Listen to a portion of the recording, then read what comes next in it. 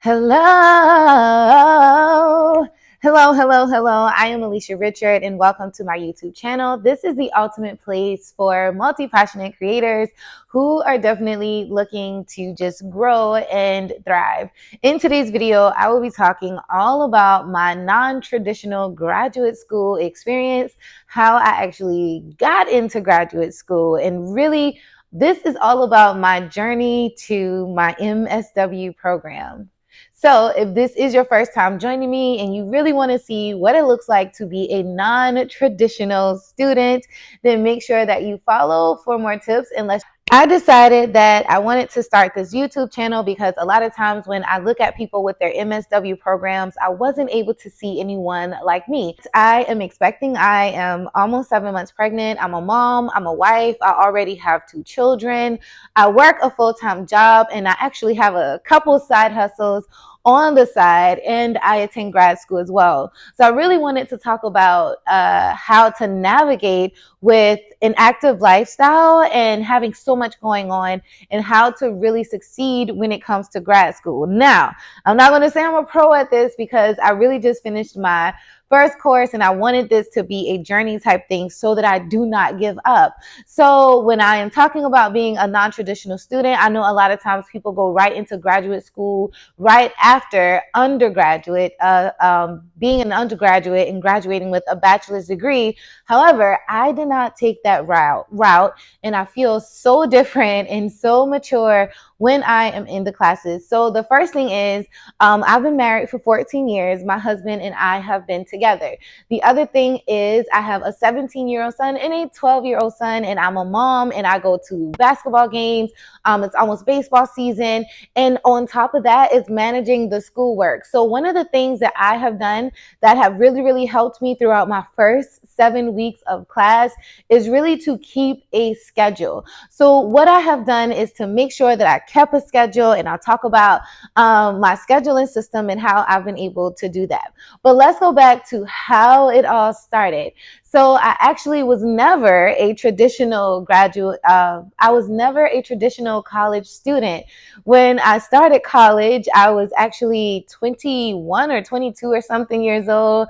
I was already a parent at that time and going to undergraduate school. I never had a traditional undergraduate experience. So I was always the woman that, I couldn't go out just like everybody else because I had to take care of my son. I had to take care of so many different responsibilities.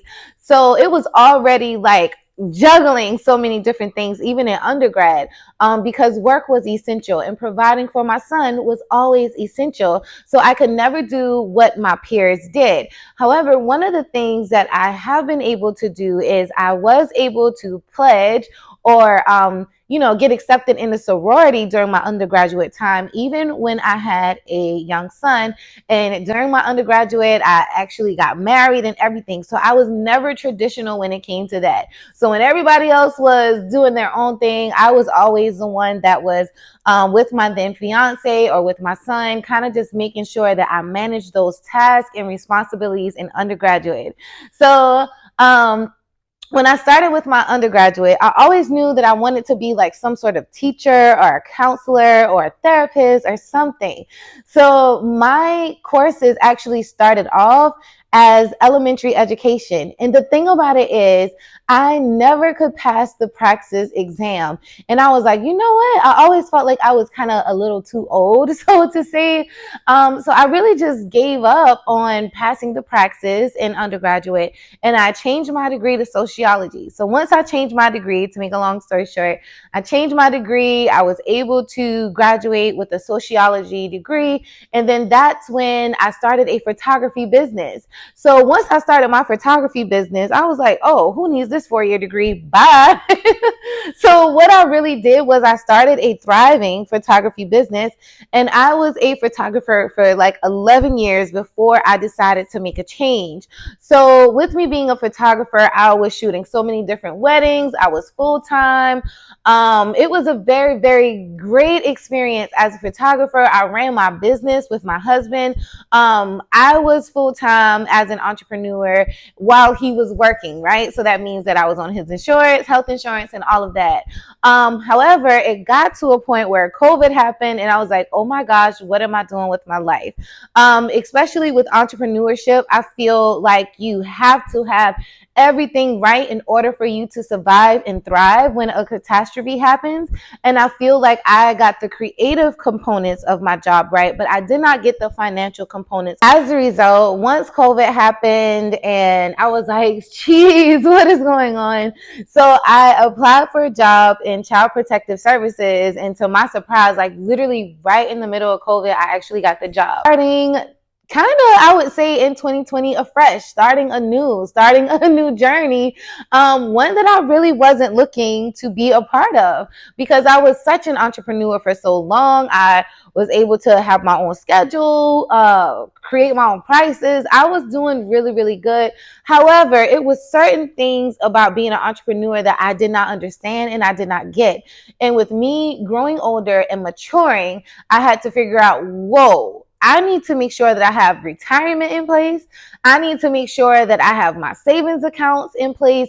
I need to make sure I have my whole life in place because it was so good, the glitz and the glamour of being an entrepreneur. However, if you do not have things right on the backside, if your business isn't prepared like to survive a catastrophe that happens like COVID was, definitely everyone was on lockdown, right? So during that time, I didn't have anyone. I didn't have I wasn't doing the photo shoots that everybody else was doing with the mask and all of that on. I was like, no, I'm not doing that. So basically after that, I got me a job with Child Protective Services and I've been doing that for a while. Once I saw that, okay, this is okay. I always knew that I wanted to do something that was making a difference in people's lives. I always knew that I wanted to some sort of be like a therapist to really, really just help people through their tough times, especially with the story that I have. And we all have a story. But on my MSW journey, what I did was I started looking for schools. I started applying, not really applying, but I kind of just started to search for schools to see which school would be the best fit for me when it comes to scheduling, flexibility, credibility, and if it was something that I could actually do with my busy schedule, right? Because although I started working full time, I never completely gave up photography. So photography became a main job to more like a side hustle as I was reinventing my life with my full-time job. So fast forward a little bit, I was applying to so many schools, looking up so many schools, kind of just inquiring. And then it was one lady that said, Alisha, you filled out an application 13 years ago. And I was like, what? And she was like, yeah. She was like, you actually applied to our program 13 years ago. And it was a counseling program. And I felt so bad because I was like, for, 12, 13 years, my mind was occupied with something else. But however, I knew that it was time for me to accelerate and do something different. So with the MSW program, I decided to do MSW because for one of the flexibility of where I could work, I feel like it is so good if I can work, in a hospital setting or in a school setting, or possibly open my own practice. And that's really kind of just where I feel like I, excuse me, am going to be headed when it comes to my MSW program and how I am going to use it. So I applied for graduate school, I got accepted into school, and I really just finished like my first course. So this is really going to be like a whole entire journey with this channel as we are navigating and kind of just going in a different direction instead of creating content. So with my MSW program, I actually love what I am learning thus far.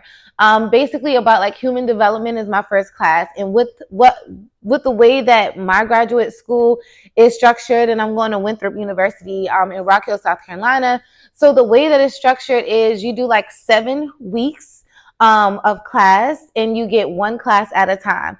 And the reason why I like that schedule because I feel like I'm not as pushed versus taking 2 classes. So I feel like taking one class at a time is definitely going at a better pace than having so many classes.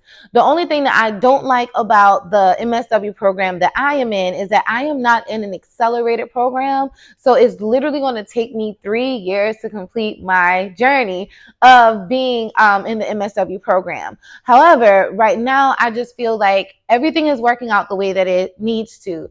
With me not being a non-traditional student and having to cook and clean and manage my family, go to games, and I'm also expecting like right now as well, like literally.